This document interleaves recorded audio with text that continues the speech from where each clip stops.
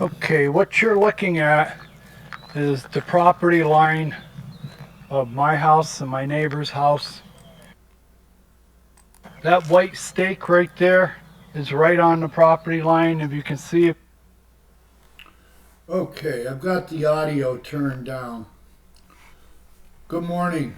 This is Thursday morning, the 26th of April, 2024. And I'm sharing this video with you, and I'll stop it from time to time. But 2 days ago, I had it out with a neighbor. He lives in the neighborhood. He cares for this lot for someone else. This is a snowbird community. It's like a antebellum plantation in the South, just before or right after the Civil War, when they had Reconstruction and Jim Crow laws. I'm going to compare HOA living to antebellum plantation living in the South during and right after the war. Why? The people who live here year-round, like I do, I've only been away from Buckeye in the last 20 years. I've only been away from Buckeye for 2 months. I went to New York, upstate New York, for a couple months about 12 years ago, 10 years ago. But the rest of the time I'm here. And there's a lot of people. We have a percentage of people who live in our community. It's an adult community, active adult. They have a clubhouse with a pool and pool table and all kinds of activities going on. And we pay dues. And it's getting up to where it used to be the dues didn't change. And I've given speeches and talked to people about the adult community, what's all involved with them. I feel like a plantation slave in an antebellum plantation down south. And I'll tell you why. Restrictions and encumbrances. Okay? The people who live here year-round, I feel, are judged and considered by the snowbirds who have big land holdings or farms or orchards, or their country living, bucolic country living that they go back to every year around April or May. When it starts getting up over 95 here, the place starts to get, the golf course gets real scarce and people get real scarce. And the only people here are the people who live here year-round. And those people who live here year-round, I feel, are looked down upon the snowbirds who can afford to go someplace else in the summer. I can't afford to go someplace else in the summer. I'm all in out here in Arizona. So I can't escape 116, 117 days of heat, 17-degree days of heat. Or they've been breaking records. The last 20 years here, every year they go, oh, we broke a record for the number of days over 100 degrees for the year. We broke a record for the number of degrees over 110 for the year. Now, the snowbirds aren't dealing with this. They don't deal with this. As soon as it gets warm, we're going back to our farm. We're going back to bucolic country living. But when they get here, Uh, I went off on a tangent, sorry again, but I always do that in every one of these videos. There's so much to get out. But I watched this man, and him and I don't get along. He's from the Midwest. I don't know if he lives here year round or not. But last year, I will advance and I'll show you what happened last year. You see, I'm in legal hot water with the HOA. Now, beyond this air conditioning unit, and the property line is right straight down the middle between these houses. There's only 10 feet from house to house. 10 feet. And you don't see any weeds here because I spent almost a week working this area right here I put a drain line in from here out to the property line. I covered this with 2 layers of 6 mil plastic and tar paper. So there's no weeds. Weeds can't grow here. And I sifted the rock. I got all the sand and pebbles out of the rock, so you just got rock that won't go through a 1/2 inch sifter. And I overlay that rock onto landscape fabric. About 5 years ago, I did my whole front yard with landscape fabric and rock. And when you do that, you really don't have to spray. Okay? Now, on the other side, this air conditioning unit where I didn't put down plastic, that's their property, 5 feet. Well, in that 5 feet, all the way to the end of the house, it went unattended. Nobody did anything with it until about June or July. And I don't know if they got a letter or what, but this fella came out here last June or July, and there was weeds all up against this house. Not on my property because I have the landscape fabric and the stone down, and I check it and I pull the weeds. If any weed should happen to start, and that's with the landscape fabric and the stone, it's not hard to pull. It can't build a root structure through the landscape fabric, so it's real easy. You see a little green spot, you go out and you pull, it's easy, and that's what I do. But this fellow last year, and this was a rental, and the renters don't feel it's their obligation to trim the plants, and they never come to this side of the house. Okay? Well, what had happened is that 5 feet from this air conditioning unit all the way back to the end of the house got filled with plants. Some of them were bushed out a foot high and a foot around. Some were 18 inches high. They had been let go all spring. And now in like June or July, this fella comes along and with a spray can and sprays all the plants and then walks away.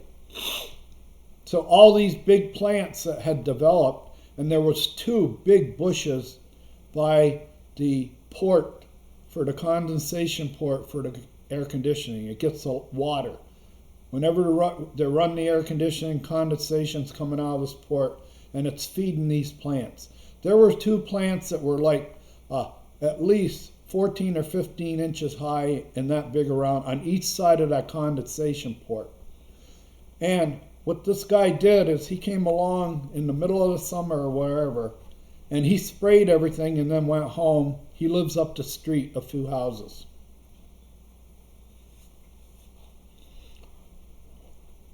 At the end of the summer in September, when I got my assessment, my dues payment, they had added a $75 fine and then two $100 fines for not paying the $75 fine over the plants. It was a landscaping write-up that they charged me $75, a couple weeks later another $100, and a couple weeks later another $100 on top of that. And I was in the Marines, and we all know that the further you get from headquarters, the rules change. Like the Pentagon during Vietnam. Those people in the Pentagon didn't have a clue what was happening on the ground in Vietnam. They were spouting out orders, sending Marines into areas where there was no chance of survival. All right, putting them up against numbers that they got overrun, wiped out, because the Pentagon had their head up their ass. Well, I'm going to try to tell you, my HOA leadership, the board of directors, the people that run the HOA manager, they're clueless of what's going on out here. All right? And they were clueless. And the girl that I consider slave chasers. When I say Jim Crow is laws. They put so many restrictions on a homeowner out here with rules. And every year they rewrite the CC&Rs and add more and more and more and more restrictions. So that when you buy in to one of these cookie cutter houses, you're on a 5,500 square foot lot. Maybe you've got a 1,300 square foot house on a 5,600, 5,500 lot. And they're all like that. They're all postage stamped lots. The houses are 10 feet from each other. You don't have much privacy. But I started this video. It's becoming more and more involved. But you see this limb right here? I had a camera right there, and I was taking a video of him trimming this tree. Now, about a month and a half ago, when I got the bill, and he came through and he was trimming, I approached him and I said, you know, when you sprayed those plants last year and you left them there, you didn't pull them, I got letters in my file. I got a $275 charge added to my dues payment because you didn't pull those weeds. I didn't have any weeds in my yard. I did special precautions 5 years ago to make sure I don't get weeds in my yard. You had weeds all up against that house, and instead of pulling them, you sprayed them and left them to die for 2 months. Those two big plants that were on the end of by the condensation port, I finally, when they were dead, they were all dead from him spraying them about 2 months later, I finally had to go trespass onto his property to get these plants and put them in a garbage can. He never came back and got the plants. So there was a little friction, what I call human factors, human chafing. Now here's some more human chafing. See this branch right here? You're going to see as we go along in the video. I was sitting there, I come out, and him and I don't get along. So, and we faced down on the street that day. I thought he was ready to fight me. He was right in my face. We were faced off like two pit bulls. I mean, it could have ignited into a fight real easy. I was pissed. I don't like paying being fined $275 for your incompetency, more or less. Well, he was ready to go on me, so he doesn't listen to me now. He's working in the backyard, and he did a good job. He's cleaned up the backyard the last week or two. He's really made a difference. But when I asked him, when he was all done and raking up everything, I asked him, I said, are you going to leave that like that? Are you going to leave that like that? And he started this shit. And I got video of it. He was going to call the cops and everything else because I was harassing him. But this is encroachment. Okay? That's encroachment.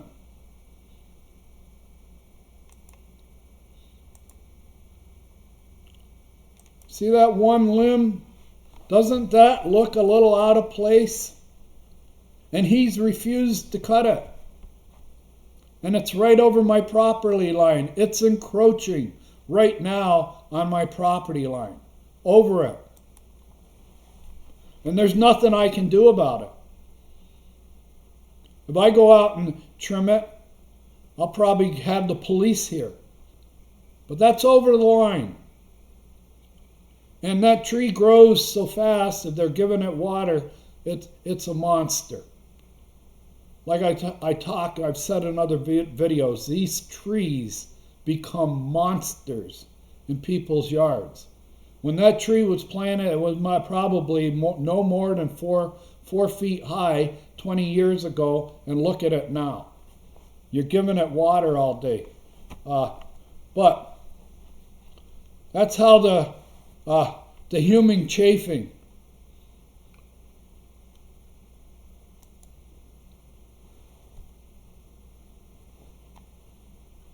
I planted these cactus. These are California or Italian cypress. I call them California because they're all over. But Italian cypress I put in. And I put in 3 water lines. You got to understand, there's a water line for the stack that comes down from the gutters. I put gutters on my house. He doesn't have gutters on his house. Or my neighbor won't put gutters on the house. But that right there started our little friction, what I call. And now, you see that stake? That's out of bounds stake for the golf course. That's the out of bounds stake for the golf course. And there's another one down at the end of this property line. At the end, there's another one. Now, what that means for me and what that means for the golf community is, you see all this land up here? That's not fairway. It's not fairway. The fairway's down here. But they make sure that because this is such a small golf course for its footprint, it's a long 18-hole course, and they're trying to make it longer all the time.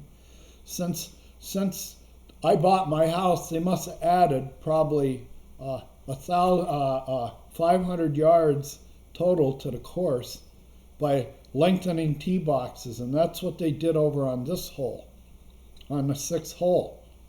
They went from the longest shot on the 6th hole being about 155 yards, and they stretched it out 2 or 3 years after they sold out. Once they got the front 9 sold out, they went back and they extended that tee box another 20 yards, 20 or 30 yards, which didn't help me a bit.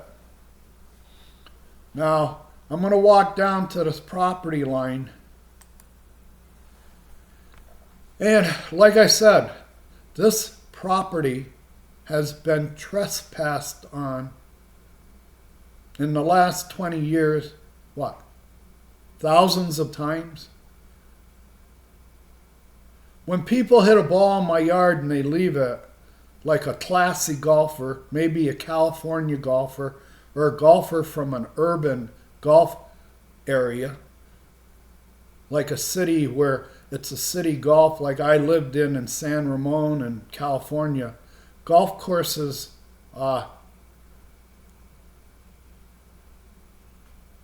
do things to try to lessen the carnage.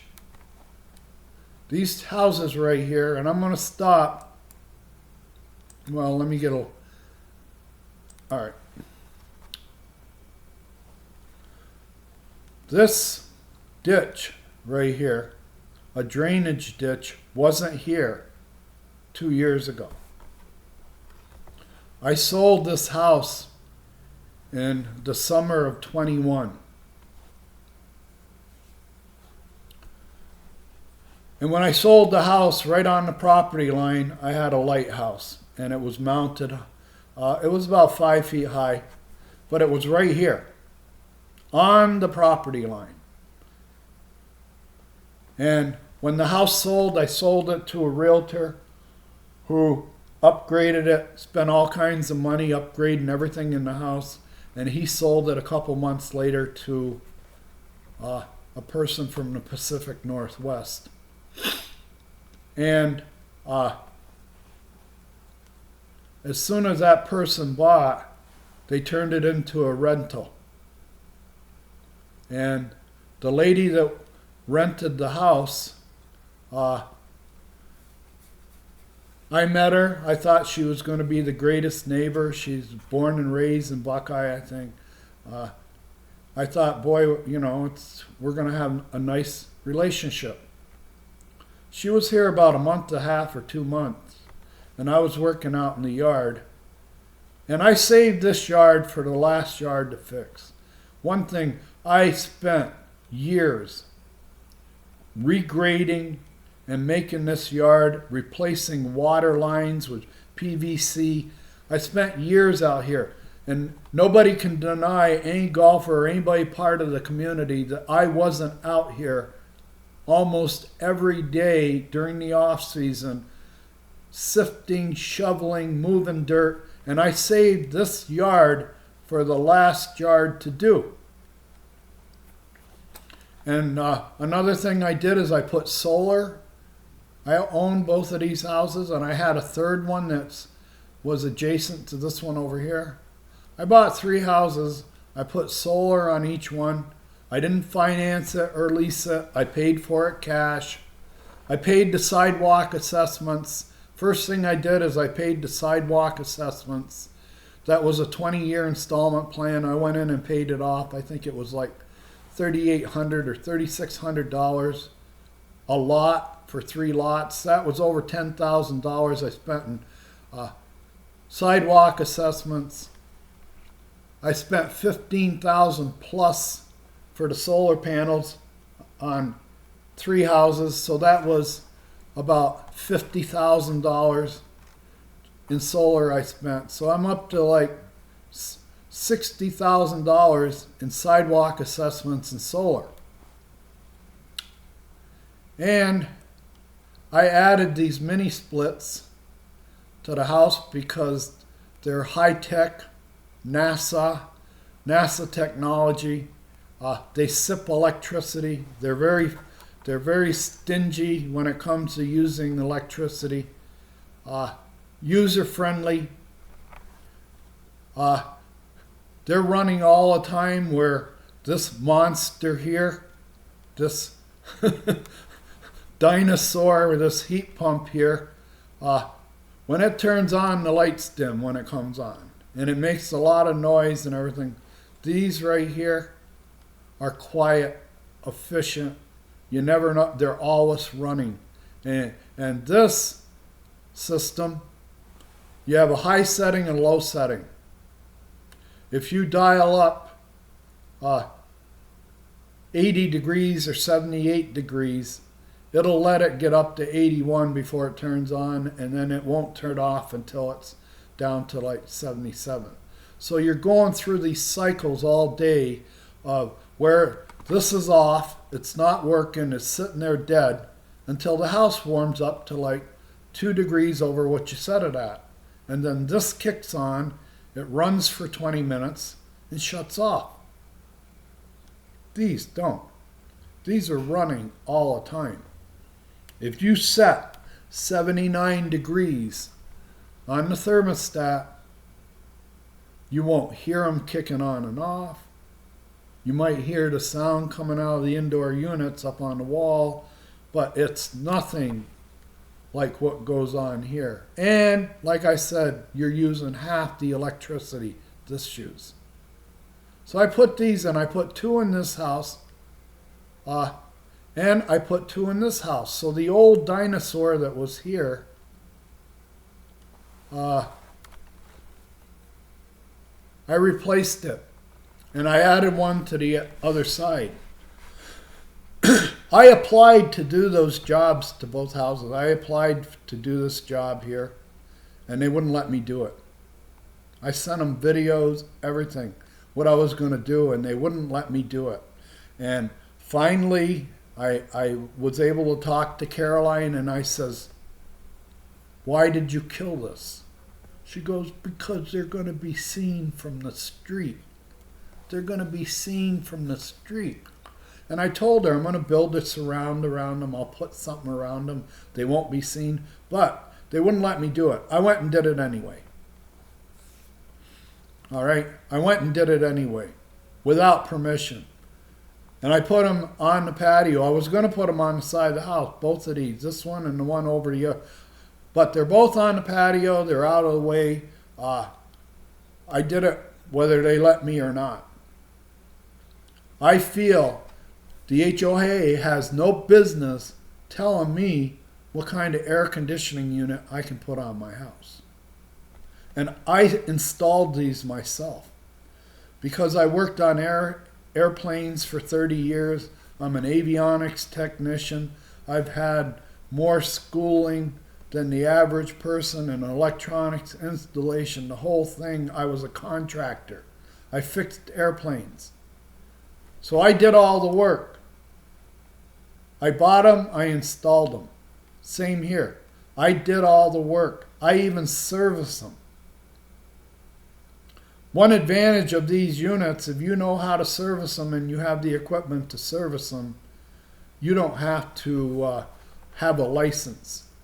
And you can buy the 410A coolant or refrigerant off eBay. You used to be able to.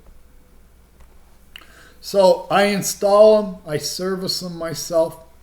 This is one I service. I keep them serviced. I do the work. Saves me money. But this one right here, this was like about a $2,500 unit. And I probably burned up $5,000 in labor putting it in, running electrical wires to it, running the coolant, doing all the service, doing all the work, being up in the attic. And I sliced my finger up there. I was working with a knife in a cramped area, and I sliced my finger open. Thank God we had a Brazil hospital 200 yards away.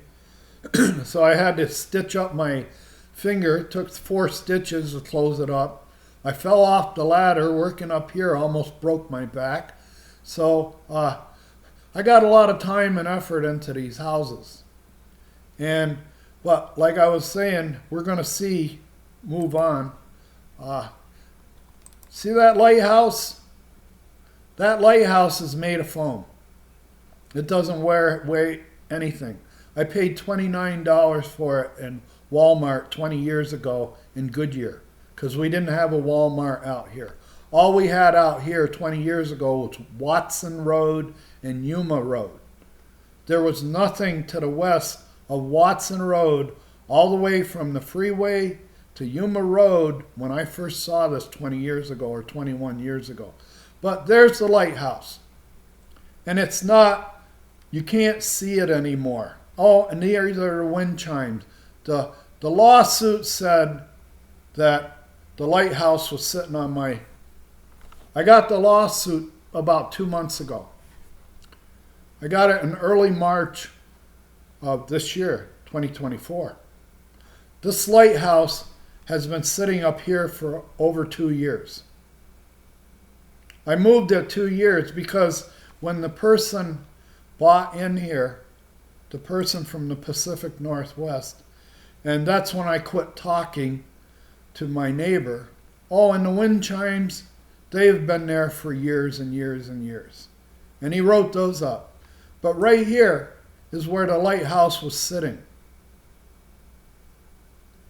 And that's, in the lawsuit, it says that the lighthouse is sitting here.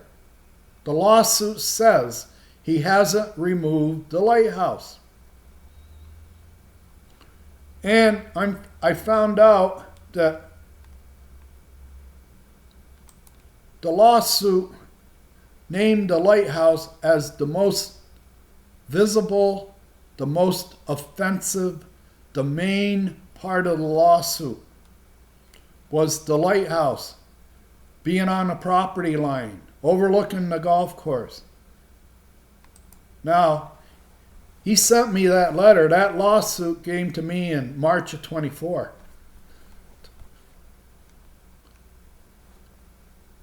This lighthouse, somewhere in 22, I moved it. And the reason I moved it is why I'm not talking to my neighbor anymore.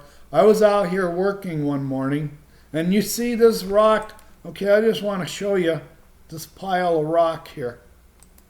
If I can get it, hopefully.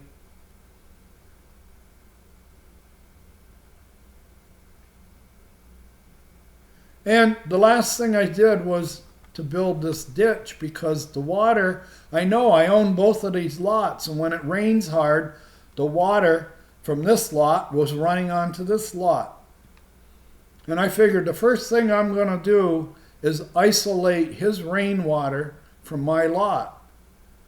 So while I was out there doing this work, and I hadn't, the lighthouse was still there. I hadn't started doing this. I mean, this is 2 years old, and I had to move the lighthouse to do this. But the lawsuit, and if you hear my other videos, the judge, out of a half an hour, spent about 15 minutes wanting to know when I'm going to remove the lighthouse. He even told the lawyer, he says, I've reviewed the entire lawsuit, and the thing that sticks out to me the most, or I see the most offensive or the most dominant thing in this lawsuit, is that lighthouse. Okay, here it is. Let me stop. See this pile right here? That is Sundance blend that's been through 2 sifters. It goes through a 1/4-inch sifter first, and I get all the sand out of it.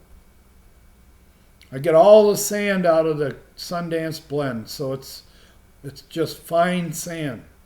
Then I run it through the sifter again, a 1/2-inch sifter, and that gets all the pebbles.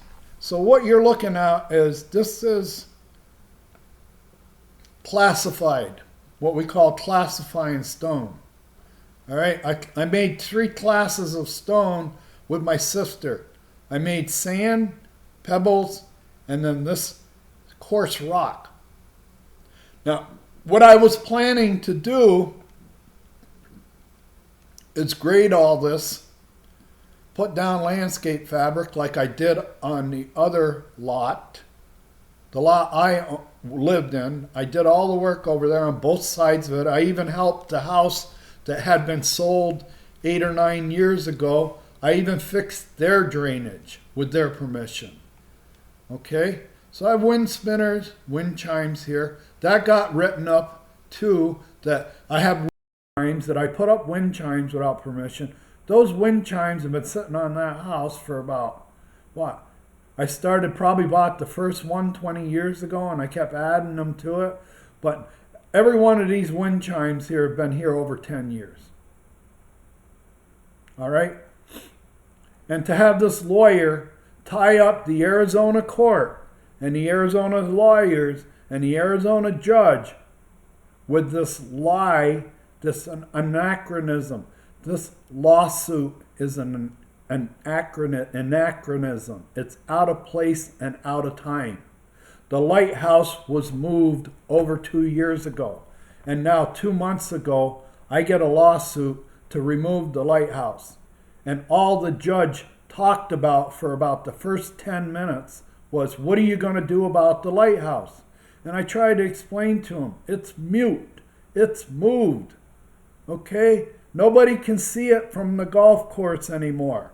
I've taken it back. Plus, I've had it on the lot, one place or another on the lot for almost 20 years. It was the first thing I ever bought. A lot of this is redundant. If you've ever seen any of my other videos, I keep going over this over and over. But they have the nerve to sue me for a lighthouse that isn't there and for wind chimes that have been there for almost 20, 10, 15 years. I want to tell you, this house right here is out of compliance with the master plan for the community, the CC&R grading map. And the reason it's out of compliance with the master plan is the builder and this white trash builder and the white trash inspectors and the white trash civil engineers out here in Buckeye 20 years ago decided that we're going to fill in track day and we're going to give it to our snowbird friends. And this guy right here from California that outbid us for these lots, we had offers in on these lots, but it wasn't a full price offer. We all had offers because we knew what a 5,500 square foot lot was worth in Buckeye 20 years ago. And it wasn't worth, as far as we are concerned, $25,000. Everybody had sticker shock. And I feel for about the first 2 or 3 months that these were on the market, that everybody in Buckeye turned their back on it. I'm sure they went into Meritage and very friendly and nice said, when you come to your senses and lower the prices on these lots, I'll give you this much for that lot. Well, it didn't happen. I dropped out of a cloud. My friend called me that I went to school with in New York years and years ago, and he called me up, he says, you're out in the middle of nowhere out in Buckeye. He said, but I just played this course in Buckeye, and they're selling houses on the golf course for $99,000. They've even got a big sign up on the highway. And he says, you're going to love this course. He says, you're going to love it. And why you're going to love it is nobody knows about it.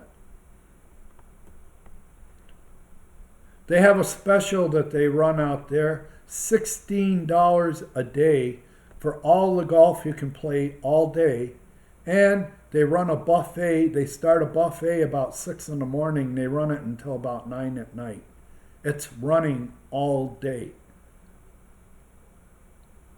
And you can go out in the morning, give them $16, and you can have the buffet all day and play as many holes as you can get in. That's how far Buckeye was removed from the rest of the world 20 years ago. It was out here in the middle of nowhere. You were at the end of the line when you got to Buckeye. Okay? I didn't realize that Buckeye had a community. All I saw was Watson Road and I-10. I thought this was Buckeye. And there was nothing here. But to continue, I know I burn up a lot of time. People go, oh, and I want to say, they lowered this house right here 2.5 inches on purpose. And what that did, I've had a lot of physical science. I'm an engineer. I have engineering credentials. I worked on avionics, the autopilot system, the fuel system, every system. If it had a wire going to it, I worked on it. On wide bodies, 747, 760, 777s. I went to school on them. United had a policy that they sent you to school for 2 weeks on just the airplane. A FAM school where they go through all the chapters and you go one by one and you learn that airplane. And then when I got done with that school, they would send me to a 2-week school just on the autopilot, navigation autopilot system, because I was avionics. Okay? And I know they lowered this house 2.5 inches because I have the permit. And the permit doesn't agree with the CC&R master plan. They also lowered this house about 1.5 inches. And what they did is they slaved this area right here as water retention above the golf course. You've seen videos of it before. I'll make more videos. But this roof line right here, you see I've got gutters up. When I learned what they did years ago, I put up gutters. I ran 3 drain lines from here. But whenever it rained, the lake would start here and it would run all the way back to the air conditioning unit, and then it'd run about 20 feet out toward the golf course and stop. No matter how much rain this lot, and this is 75 feet of roof line with no gutter. I've got gutters all around my house. I'm doing everything I can to get the water out of here. But I've suggested to my neighbor, you should put up a gutter here, a downspout on this end that feeds the drain that I installed, and a gutter on the other side that feeds the street. He won't do it. He's not going to do it. So you see this roof line? When we get a storm where it's pouring a deluge, years ago, before I regraded and I put in pipes, drain pipes to the property line, I would have a lake. This corner of the patio would go underwater. This corner of the patio would go underwater because it was up. They made it uphill from my patio to the golf course. I brought in an excavator.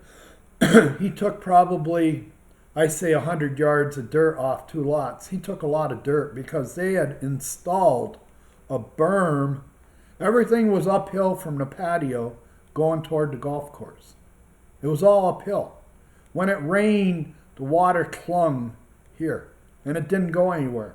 When it would rain hard, this lake here would form, and it was landlocked on my property.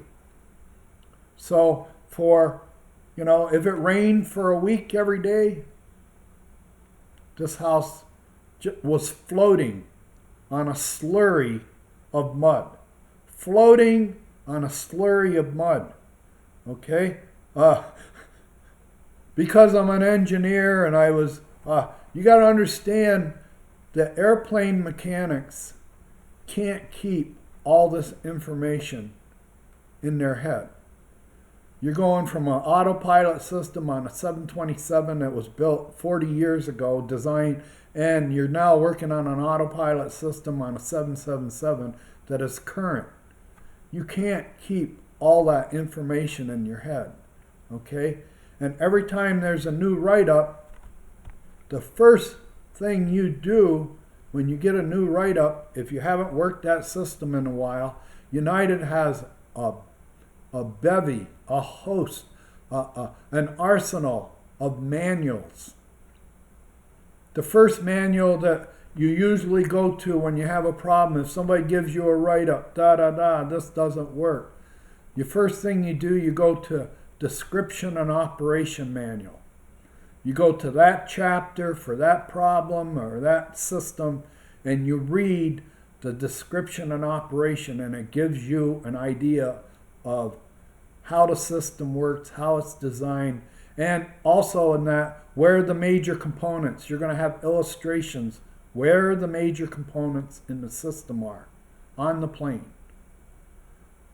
Now, when you're done with that description and operation manual, you have another one called the IPC, that's Illustrated Parts Catalog, where all the parts are listed. And I have to tell everyone that a lot of airlines like United, when they buy 50 airplanes from Boeing, They're all the same, more or less. Okay, they were bought and owned. United had them first. That's their fleet.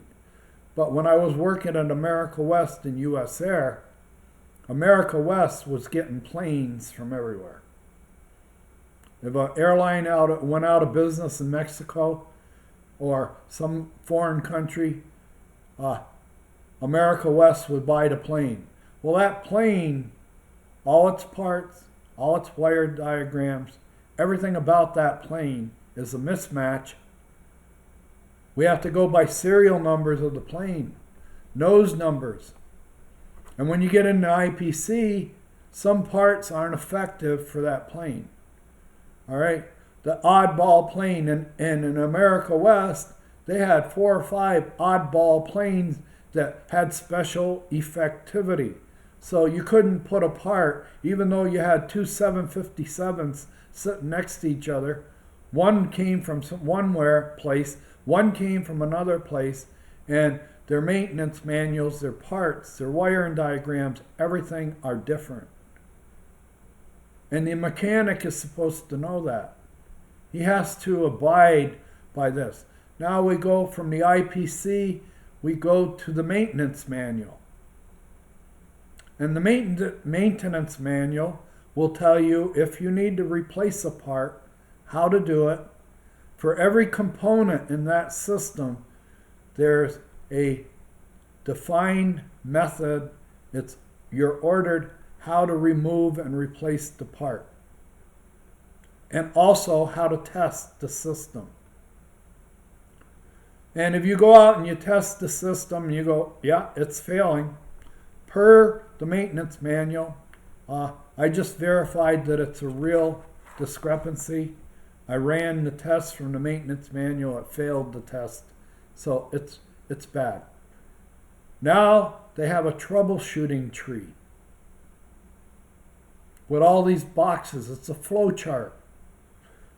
Do this. Did the light come on or go off? It came on. Then they take you down this path. And you start working down this troubleshooting tree, this flow chart, and it'll more or less help you isolate the problem. Okay?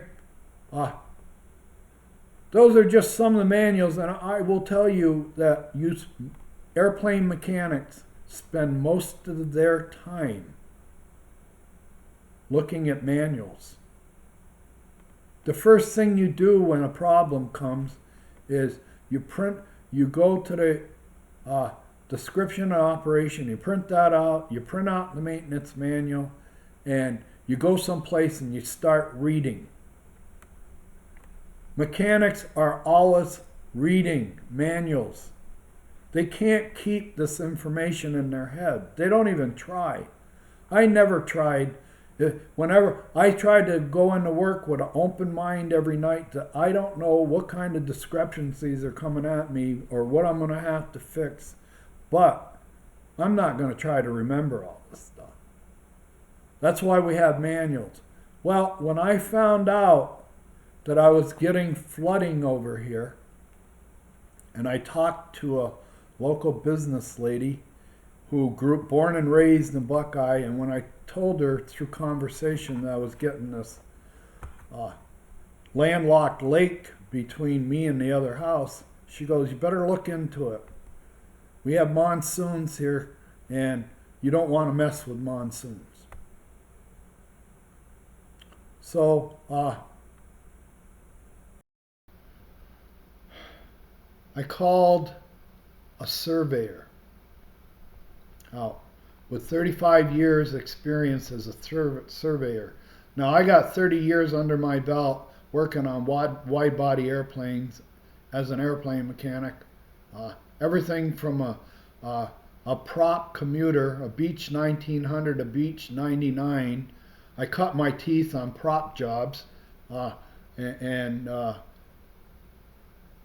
propeller driven turboprops, all the way up to 777 autopilot.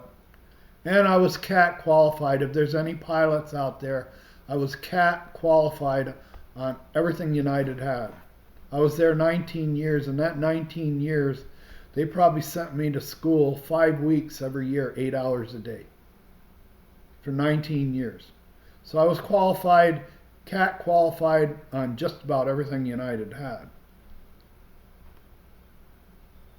And that's why I was hired by America West. When they saw my qualifications, they hired me. So I retired from United. I was old enough to retire from United. And because I had bought these 3 houses down here and I was commuting between San Fran and here every week, I decided I'll leave United. I'm going to have a retirement from them and I'll start with America West. Well, anyway, that's a long story, and I want to share it with you because you wouldn't believe what it takes, what knowledge and experience you have to be a federally licensed airplane mechanic. You either got to have time working the gear, or you had to pay $25,000 to go to a 2-year school. And that 2-year school would qualify you to take the test and become a mechanic. I went the other way. Because of my military background, I got hired by a commuter as in an apprentice program in upstate New York. And I had to spend 2 years working, learning the A&P, the airframe and power plant, and I finally got my license. And as soon as I got my license, I left because it was slavery. Graveyard, Tuesday and Wednesday off for 2 years. Okay, graveyard. And it was like a family operation. The manager told me one day, he says, "You're as far as you're going to go in this airline." He goes, "This is all family here. So any expectation that you're going to be a mover and a shaker in this airline, forget about it. You're as far as you're going to go." So I left and I went out west, and I eventually got hired by United. But when I found out, and I went to Craig Eustace, our councilman. I told him what I had plat maps, and I was concerned about my drainage, and I was mostly concerned about the access easement for ingress and egress out of our parcel. It got filled in. And when I went to Craig Eustace, and he kind of empathized with me, so he went and got Woody Scouten. And Woody Scouten, the chief engineer out here at the time while they were building, came out and took one look at Tract A and wrote it up. He decertified it. He took it out of service. He ordered the HOA to dig it out. And they never did. Okay? But that time I was pulling up, there's all kinds of manuals. There's manuals for civil engineering in Buckeye. Maricopa County has manuals. So I got into the manual and read them just like I had a problem with an airplane. And I'm very good at reading technical manuals. And I realized that from all my reading and research and due diligence, they dropped this house 2.5 inches on purpose, thus degrading my sewer pipes to the street. My sewer pipes are out of compliance with the master plan, the master CC&R for the community. And let's move on. Thank you for listening. But the lighthouse sat on the top of this. This was inverted. The lighthouse sat on top of it, and it was out here on the property line visible. It was no longer, hasn't been there for 2 years. And to have a lawyer, that lawyer should have, I think it would have been due diligence, proper, professional for him before he started charging me with this lawsuit, a lighthouse on my property line. I think he should have came out here first, the week before he sent me that lawsuit, and make sure that the lighthouse is still there. And it wasn't. So he took this lawsuit that was 2 years old. I feel that lawsuit, the first part of it, and on every letter, the first 4 or 5 exhibits are letters that they sent to me. And at the end of the letter, he was fined. He didn't pay the fine. Next letter. We warned him. We fined him. He didn't pay the fine. The next letter. We warned him. We fined him. He didn't pay the fine. I paid every fine. I paid every fine. All except the one that now is up to $60,000. I have a lien against my house for $60,000. And the lawyer who brought the lawsuit told the judge there's no lien. He doesn't have a lien. Well, I've just about exhausted everything here, but these wind chimes have been here for years. That lighthouse, I pulled it back from the property line. There's no way anybody can see that lighthouse from the golf course unless they walk up to my property line.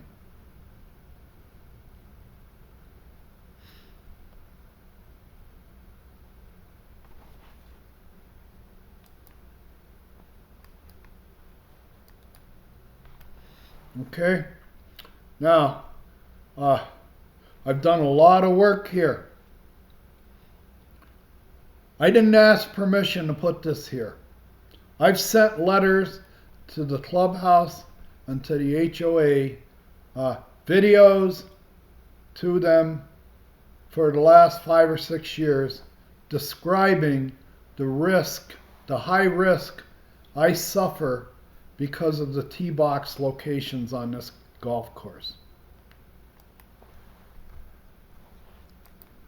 Right here where you see those golf carts, all the way back on that corner, is usually the iconic place they put the tee box.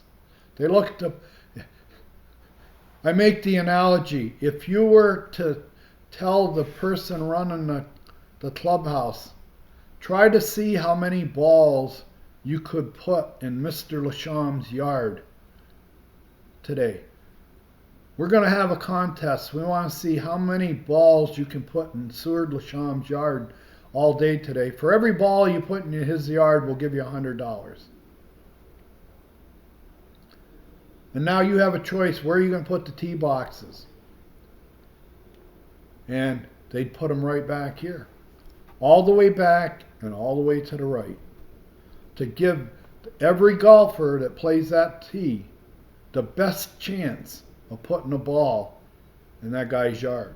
Now, you see the cart path down here? This is the fairway. This is the golf course.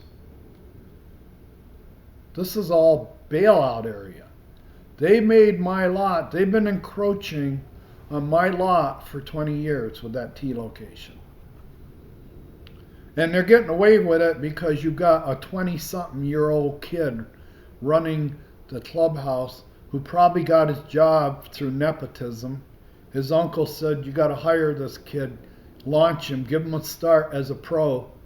So they hired a kid, and they tell the kid, whenever somebody calls in with a broken window, tell them that they bought a house on a golf course, that it was an accident, it was unintentional, and we're not going to buy you a window.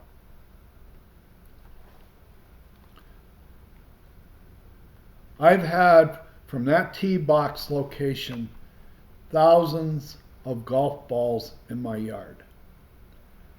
Thousands in the last 20 years.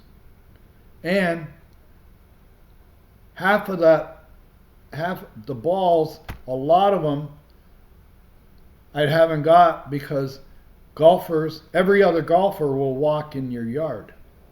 every other golfer, if they hit a ball in your yard, will immediately stop the car here, run up to your property line, look in your yard, and if they don't think you're home, and some of them are so bold and I call obnoxious golfers, gangbangers. This is gangbanger golf right here. They put the tee box back here, and like I said, I've got balls in my yard all day because amateur golf. Amateur golf.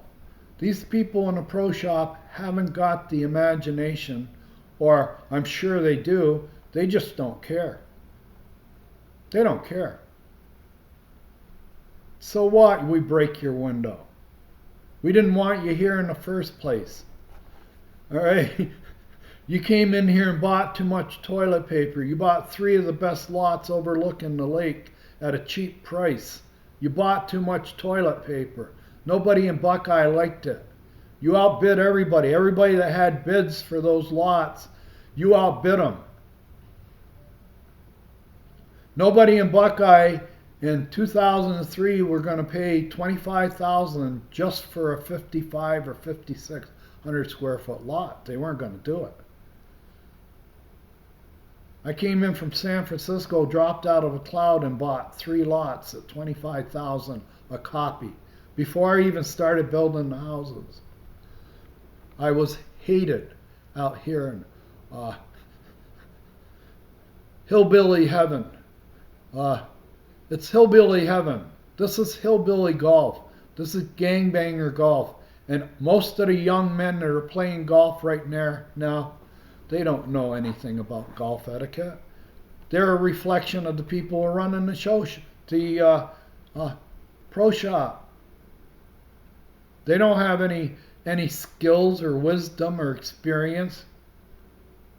They build this arena golf course, miniature golf, and they put the stakes right on my property line. But like I said, this is all bailout area. They've got more bailout area on this hole than they got fairway.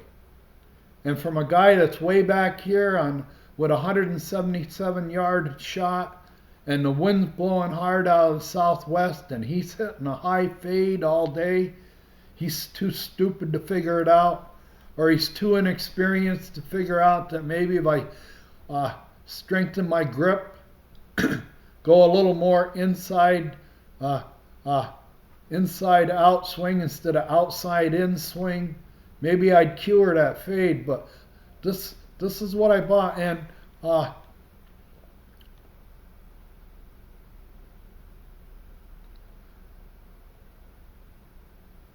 but this is why I'm getting, and I went online after getting the lawsuit. A week after I got the lawsuit, I didn't sleep for 3 days.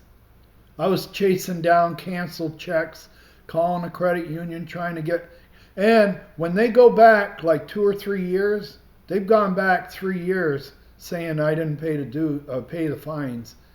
Try to go back in your bank account 3 years. You can't.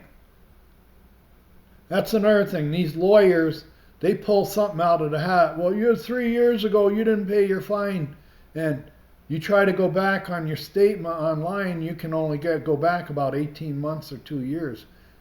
You'll be lucky to ever get back there. You got to make. I spent most of the day on the phone the next day with my credit union trying to get canceled checks.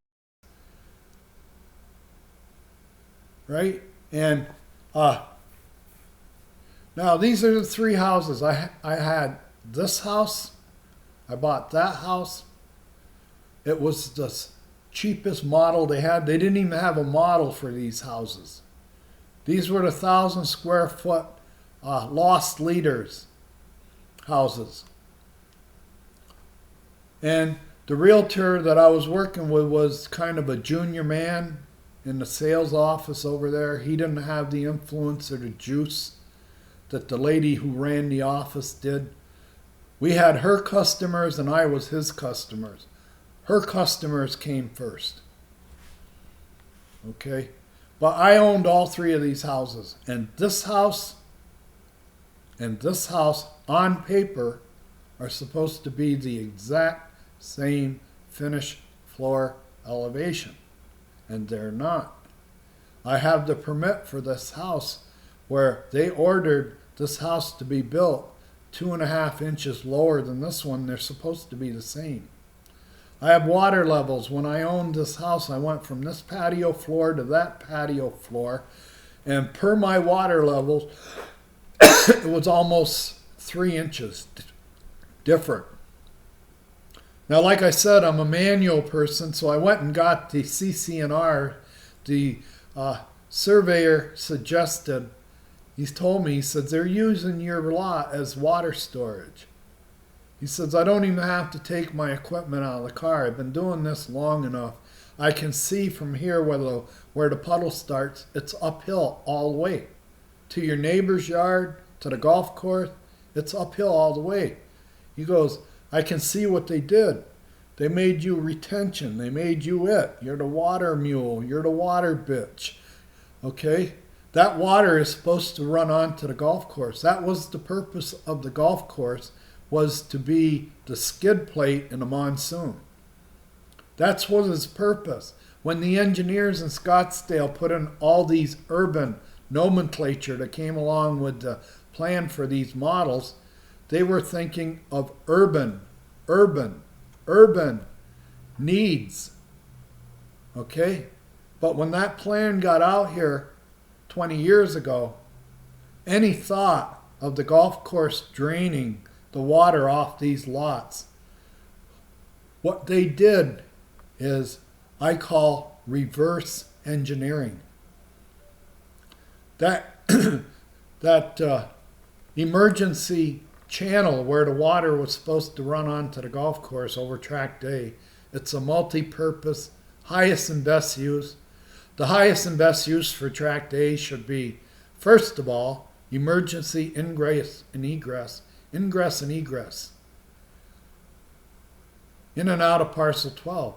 It also should be a convenience, and we're all paying for it, and it's non-taxable, it's tax-free, so that means those people that live on each side of track day, when they filled it in for the first 9 or 10 years, they had an entitlement. They were able to keep something for themselves and tell other people that you couldn't walk there for 8 or 9 years.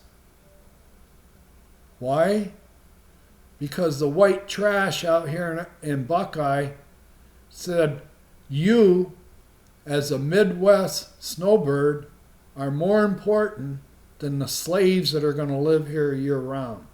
They slaved this lot. I'm slaved to that tee box. Every time a mediocre golfer pushes one to the right, it goes in my yard. And then, if he's a clown, white trash golfer, a gangbanger, he's going to be the first one to walk in my yard. And many times these golfers know the local white trash that play out here. They know that some people leave balls in those yards. This yard right here, this white marker, is the first place they start looking. I don't care where they hit it. They could have hit it 120 yards down. They saw it land in a lot 120 yards down. They're going to start looking here. They come up to this white stake and they walk my property line and everybody's property line looking for golf balls that some honest golfer left. Some golfer that had class says, I don't belong up in those yards. I made a shitty shot. I made a bad shot. So I'll leave it. It's my fault. It's not his fault that he's got a ball in his yard because he bought a house on a golf course. It's my fault. I made a bad shot. The golf course doesn't see it that way.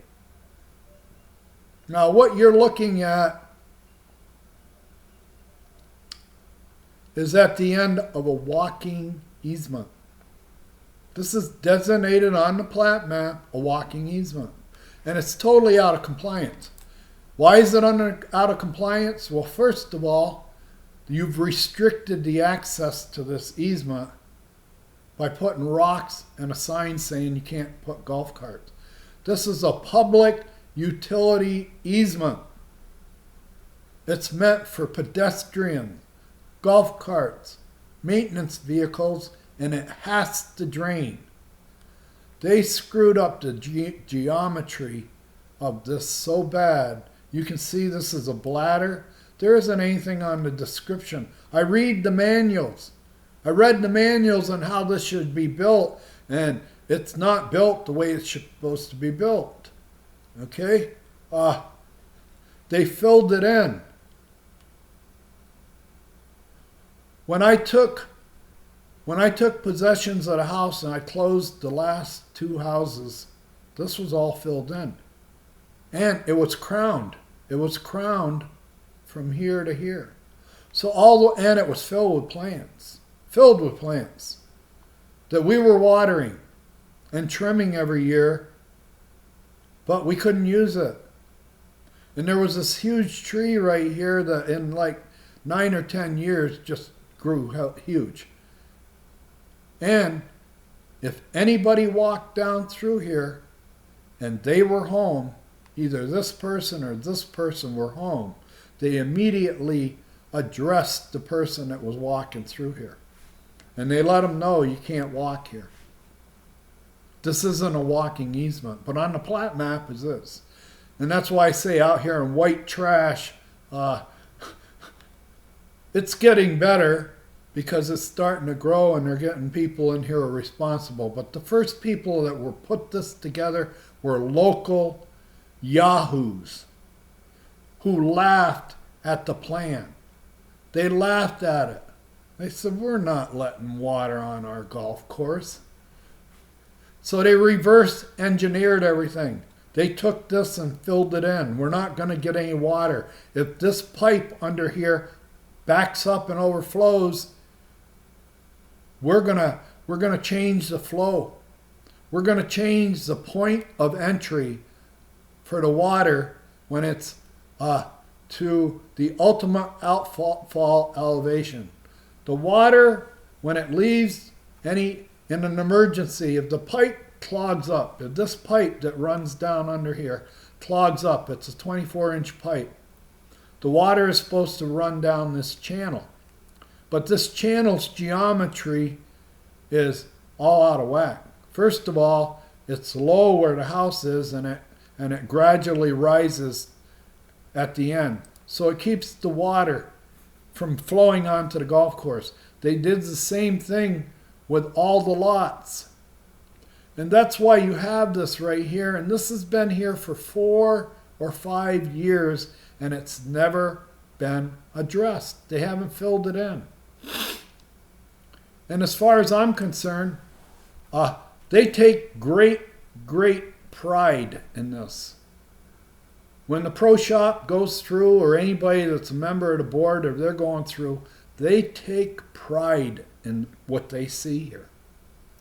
Because this is the result of them doing the job wrong. And they're able to tell me, you didn't replace us. Even though you went and whistle blew to Craig Eustace and you got a letter charged against us. All right?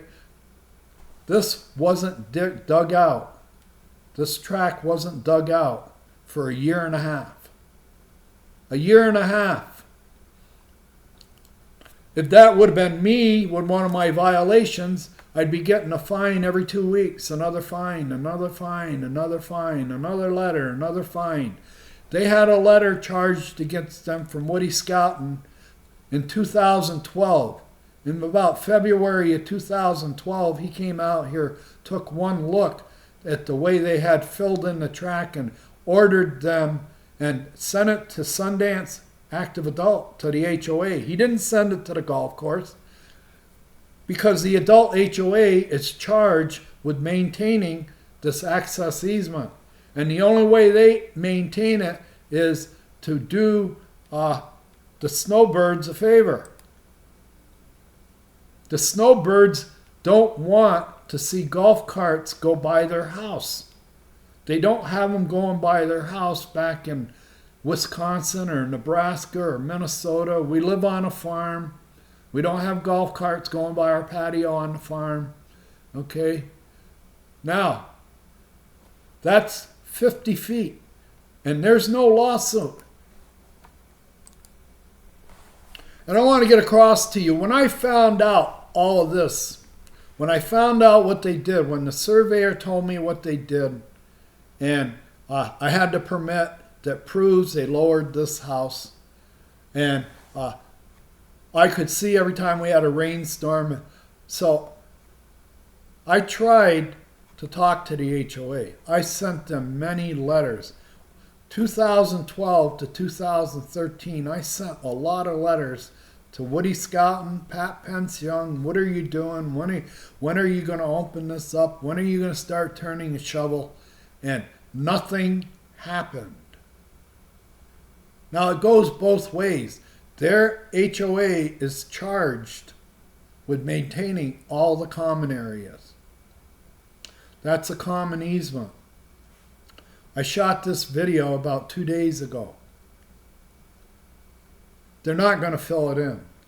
Like I said, when the pro shop or one of the golfers from the shop or a golfer from the HOA or tight with the HOA, when they tee off on the 6th green and they look at that canyon, they're proud of it. He didn't make us fix it. He's been screaming over this for 10 years and we still have it the way we wanted it. And the snowbirds are happy because no golf carts are going by their patio.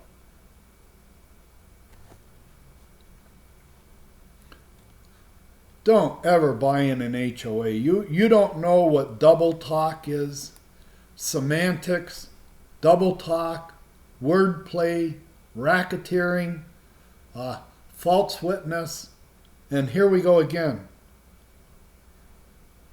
You're not going to replace us. I know that bothers you. I know it's encroaching. I don't like what you have there with your chairs, so I'm going to encroach on it with my tree. All right? Whatever you do, don't ever, ever, ever buy in an HOA. Especially if I compare myself to, you ever watch that show on TV, Becker? I'm John Becker. I'm a wide body aircraft neurosurgeon. I can analyze. I'm a neurologist. I can analyze nervous problems in a wide body. I know where the wire is. I know how to find the wire. I know how to troubleshoot the wire and everything like that. I've forgotten more than most people will ever know. And I'm like John Becker. I'm a Sigma male. I got no use. I don't suffer fools. And when I walk into the HOA and I got a manager who is there just because she's loyal, not because of what she knows, but because she's loyal and she will do what they want her to do. If they tell her, keep sending him letters and finding him and don't talk to him, she'll do that. And she's got no conscience. She's keeping a job. And all the people, they keep a couple of women or people, employees in the HOA Adult Center at all times, and what they are paid witnesses. I found this out 12 years ago. And instead of bringing a lot, once I exhausted and once I realized these people are not going to open this up. They sent me letters for a year now. We're looking into it. We got engineers. We're doing this. We're doing that. They never did a thing. Pat Pence Young even admitted to me, we've done nothing. Well, I decided to fix it on my own. I don't have a treasury of 1,000 or 1,100 people sending me over $100 a month as a kitty to go hire a lawyer with. I don't have a lawyer. All right? I didn't want to employ a lawyer. And the first couple of lawyers that I talked to, they gave me there was no enthusiasm at all from any of these lawyers to take on the town of Buckeye, the golf course, and the HOA. So I turned the other cheek. What I did is I turned the other cheek. I did it on my own. And from the first time, my first shovel of dirt I turned over on my lot, after Woody Scout and the engineer told me personally, he came, he stood where the surveyor stood, and he says, I can see that the water can't get off your lot. He said, I'm giving you permission to do whatever you have to do to get the water off your lot. More or less carte blanche. And I did. I didn't go looking for any more lawyers. I turned the other cheek. I said, I will absorb the cost of doing this. And I was under the false illusion that I own this property. It's in my name fully. It's paid for, free and clear. I have no mortgage. It was like that from the beginning. I bought it for cash. And I was under the illusion, and I want to make everybody out there who's thinking about buying in an HOA, don't be like me. I was under the illusion that this was my lot, that I owned this lot and I owned my house. I was under that illusion as an American when I bought 20 years ago that this is my lot, this is my house.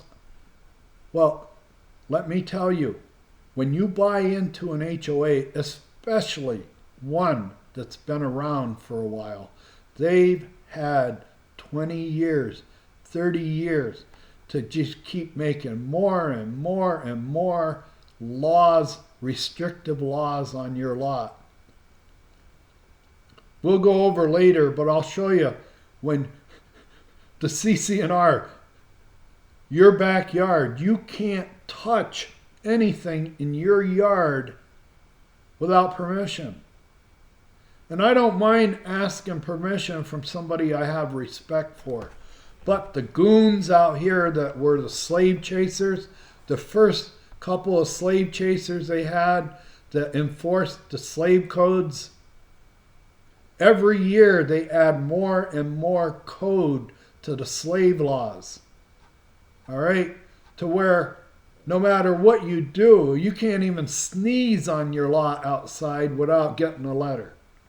They're watching you all the time. You've got neighbors that if they don't like you, watch every move. Whatever you do, they call up the HOA. He did this, he's got this.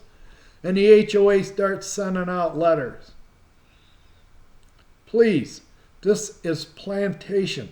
I'm a slave on a plantation.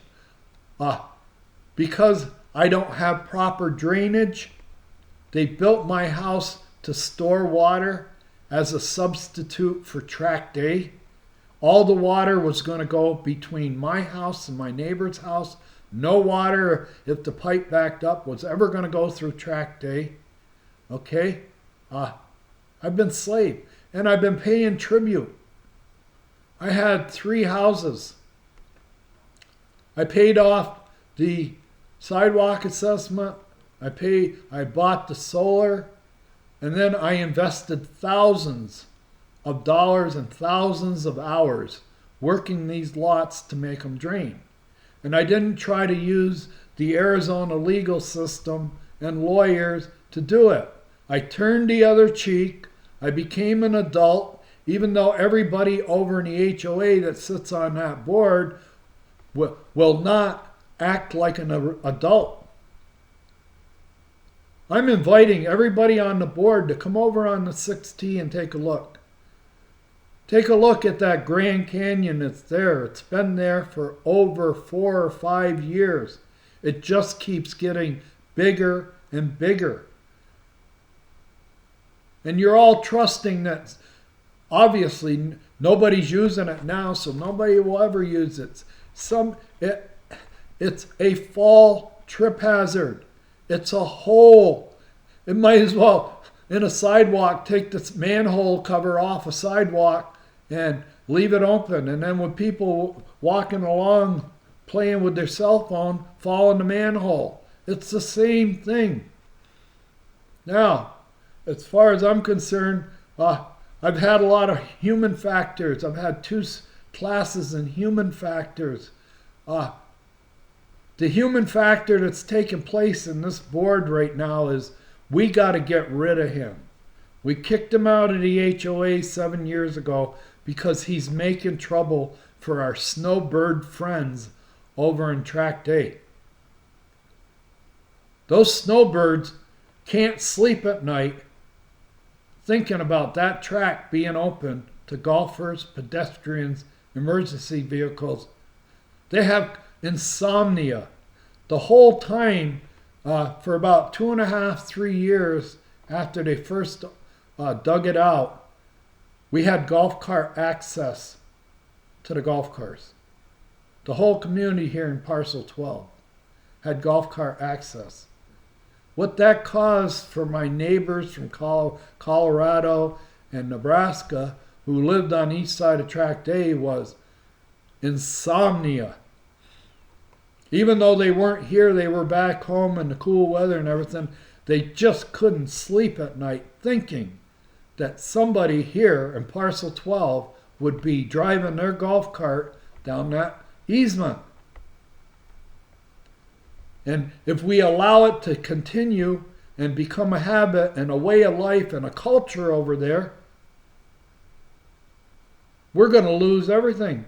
All the equity we had with that private easement where it was private, they had a big tree in it, they had it all filled in, everything like that. This was our property, tax-free, water-free, landscaping-free.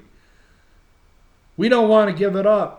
And when they opened it up to golf carts, what happened was the golf carts, 2 men in a golf cart with all their gear, every time they drove over the threshold where that canyon is, every time they drove over that threshold, they lowered it. They compacted it. That threshold, when it was first built, as a substitute for the first job they did when they dug it out, they put a threshold. 2 guys were out there with a transit telling the worker where to put the thing.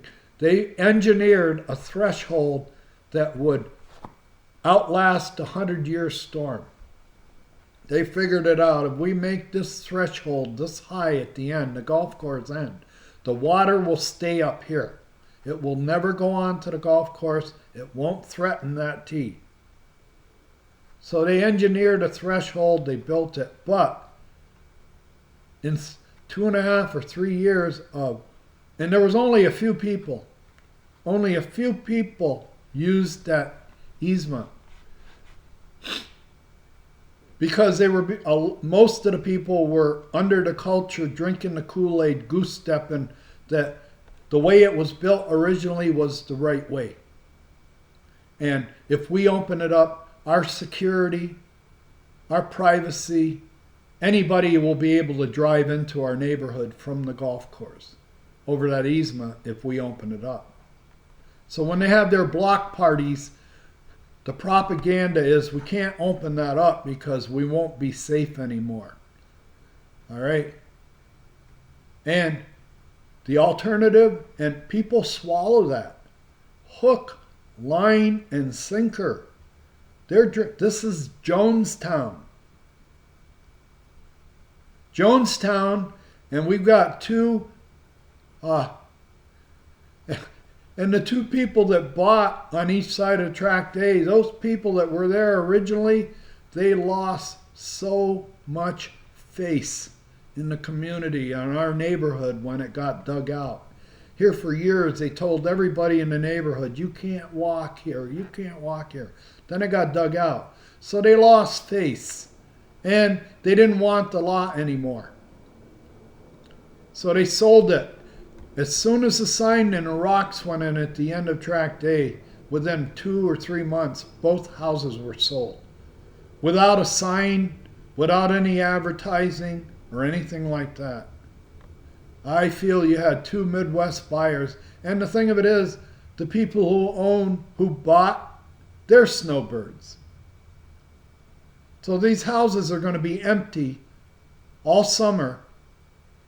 And in 115, 117 degree heat, us slaves, us losers that live here year round, that are looked down upon like, oh, too bad for those people. They don't have a farm to come to. They have to live there all summer. Yeah, we live here all summer. And in 115 degree heat, if I have any business or I want to play golf, I have to drive like a quarter of a mile out of my way. Quarter of a mile out of my way or even more to get on the golf course because of this nepotism, this skim, this flim-flam, this redlining. Okay? They took it out of service and handed it over to their snowbird buddies. All right, here I am living here year round. They feel sorry for me, and I'm their slave paying tribute to their privacy. It's private when they're not here, and it's private when they are here. Thank you for listening. Like I said, I'm on a countdown to a lawsuit. I've been given a deadline of a couple of months, less than a couple of months.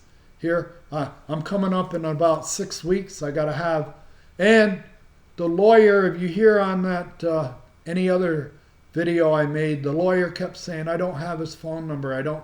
Well, it was April 5th. This is April 26th. It's been 3 weeks. 3 weeks. And that comic opera we went through where I need his phone number, and the judge instructed both him and me, I suggest you call him. And Mr. LaShawn, will you give him your number so he can call you? And I did. I gave him my number as he requested. It's been 3 weeks. I haven't heard one thing from the lawyer. They figure I'm a slam dunk. He's defending himself. How stupid. Me defending myself in an Arizona court over this lawsuit would be like playing in the NBA. I tried to play an NBA game from a wheelchair. They're giving me deadlines for stuff that I've never done. I have no clue. As far as I'm concerned, I'm gut hooked. And that's why the lawyer doesn't want to extend the time. I've got him. There's no way. He doesn't have secretaries. He doesn't have a legal team. He's 75 years old. He's got trouble with his seeing. We're going to make him drive all over town. And I'll close. The first lawyer I hired, I sent him a bunch of videos first, and with his secretary, I says, I don't even want to talk to him until he watches the videos. If he watches the videos, then he'll be up to speed on what happened. And she goes, okay, you got an appointment for this time in the morning for an hour phone call at $195. And I told her before we had to do the online transaction for the $195 first, and I said, I don't even want to talk to him or go through with this if he hasn't watched the videos. And guess what? I paid him $195. He gets on the phone. No, I haven't had time to watch the videos. I haven't had time to watch the videos. So I had to start from scratch.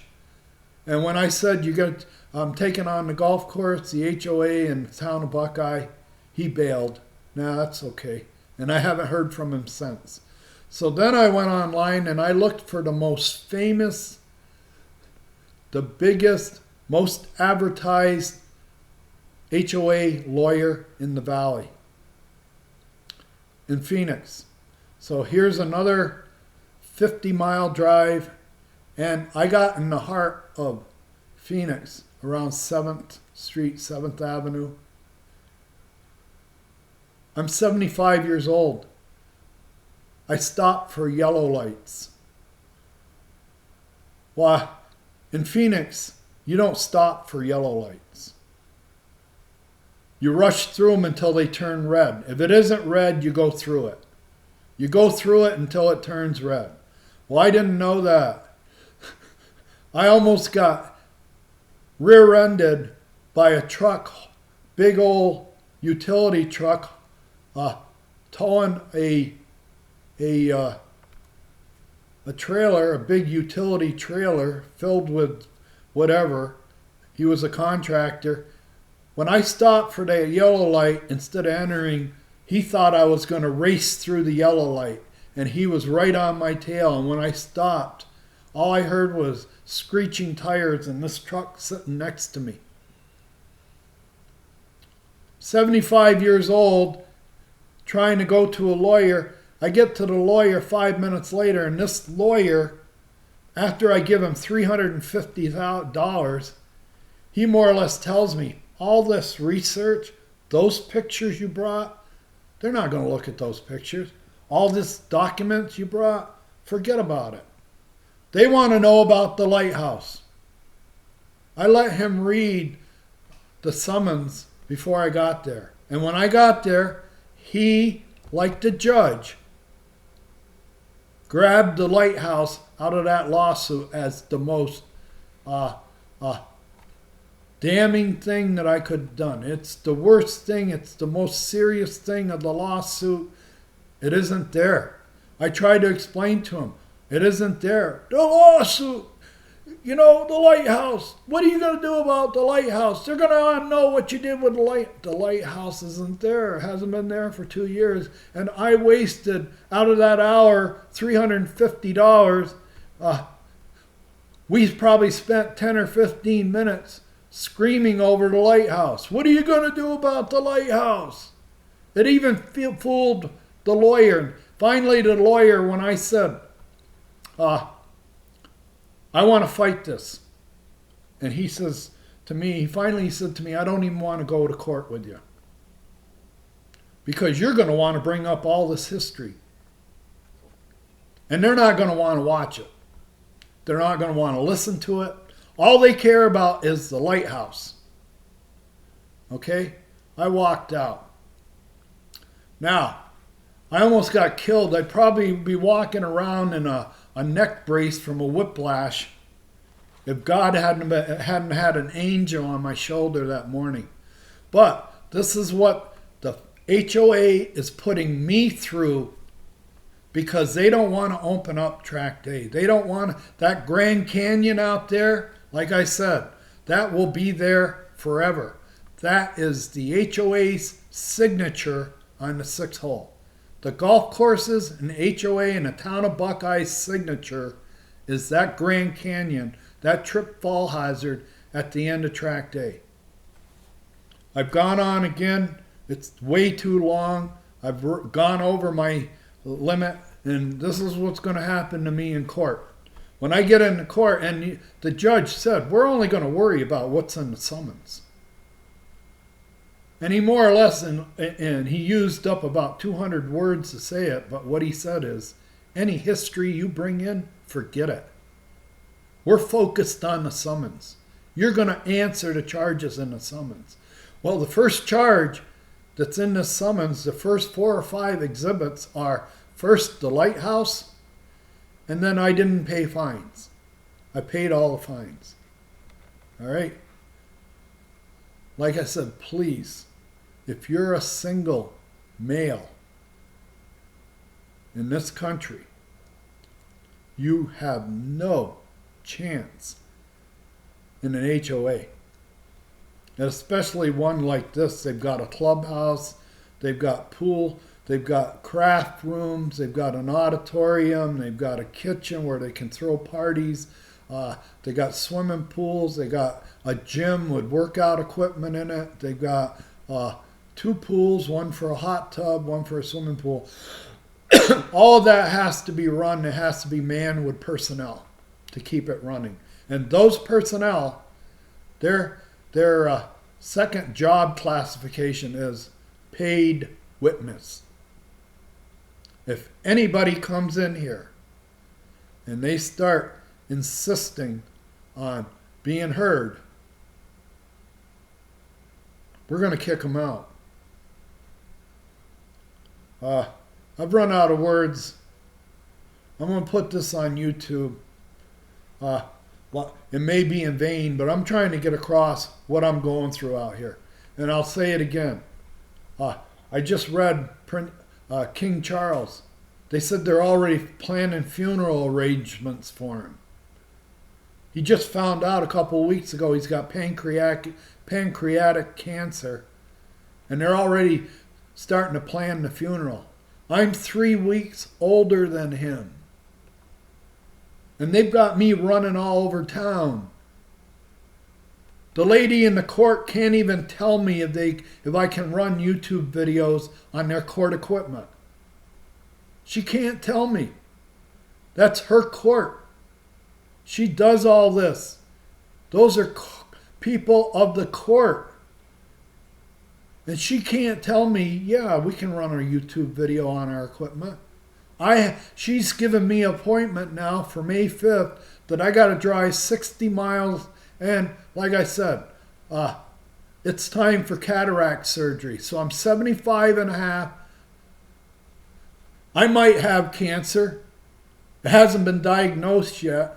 But this group of children over here running this HOA who are very proud of that Grand Canyon got me running all over town answering charges like a lighthouse that isn't there and dues and fines that have been paid. And they won't admit that a year and a half ago, without warning, they put $100 a day fine on me. And every time I call up my manager through executive privilege, you can't believe how these managers and the HOA board use executive privilege. Once they're a board member or they're a manager, we are the colonial overlords. We're colonial overlords. You're nothing but a slave. That lot you bought, you don't own it. You can't do a thing to your lot without getting a fine or asking permission. I got too many miles on me. I've seen too much and I know too much to have to ask a couple of idiots for permission. They don't have any architectural schooling. They don't have any architectural skills. The only architectural skills is they know where all the dead bodies are buried. And Tract A was one of them. And they don't want it dug up.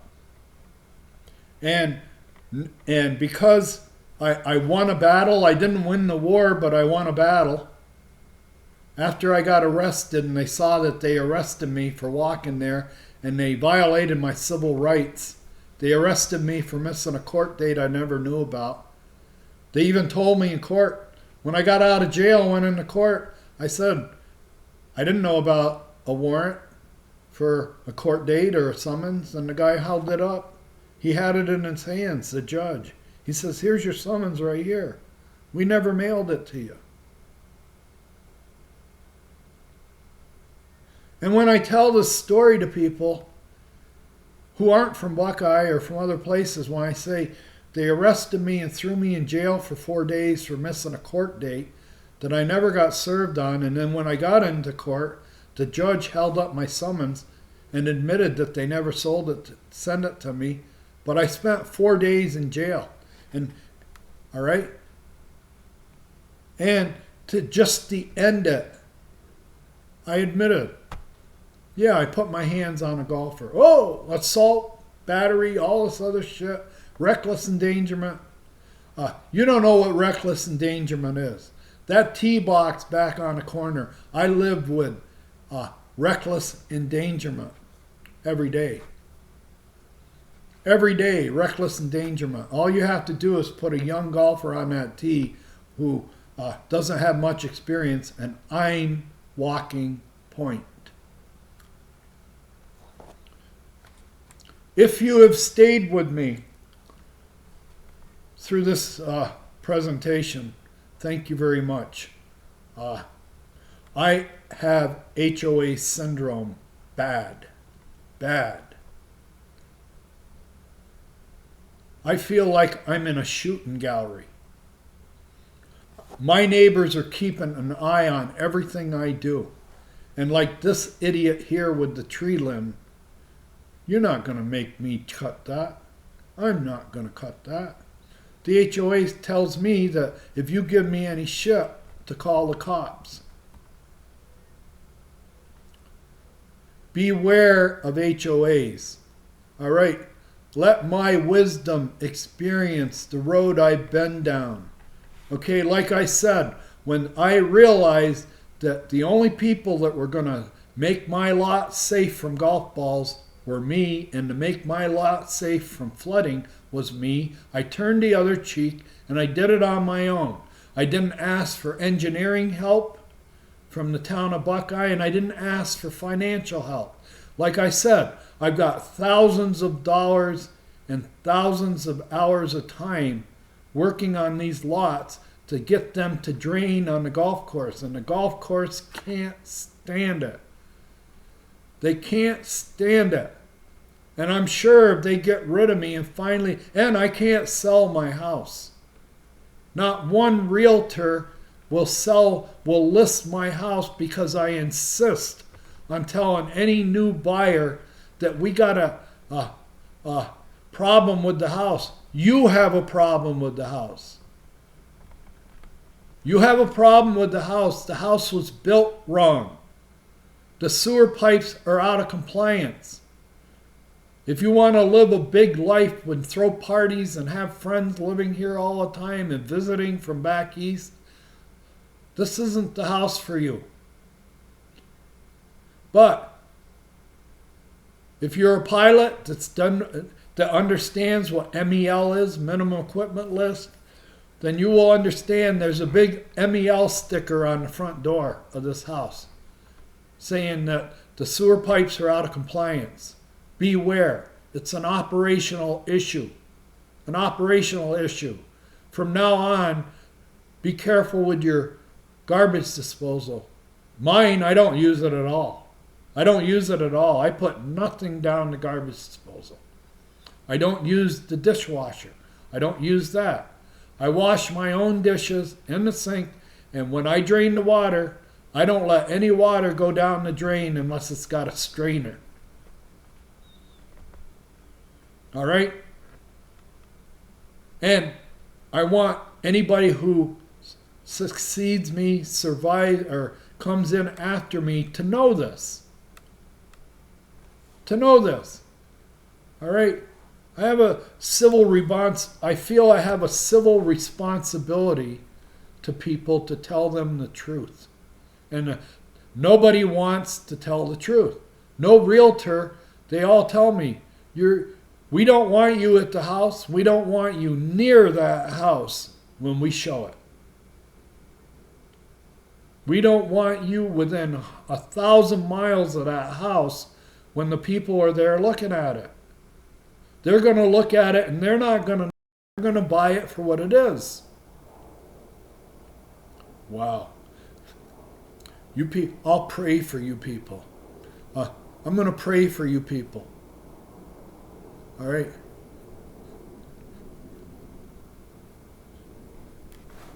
I'll say goodbye. Thank you for listening and putting up with this. It's therapy. Like I said, it's therapy for me. Nobody is listening to me. And when I get somebody from YouTube that says, I like this, or a favorable comment, That's what motivates me. Okay? Have a great day.